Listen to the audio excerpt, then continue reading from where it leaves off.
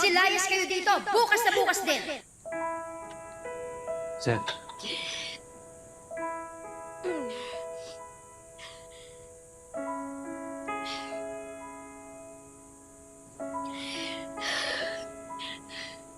Jeff.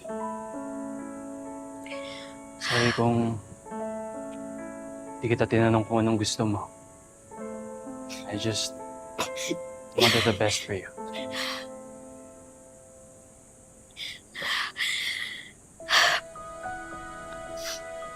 Alam ko naman yun, Sean.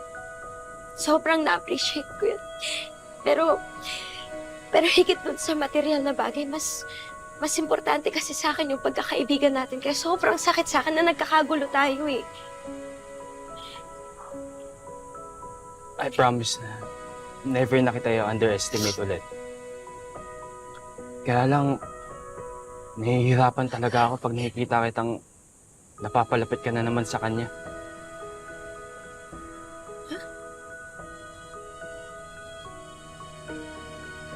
It's a trap, you know? Paaasahin ka niya para iwanan lang ulit.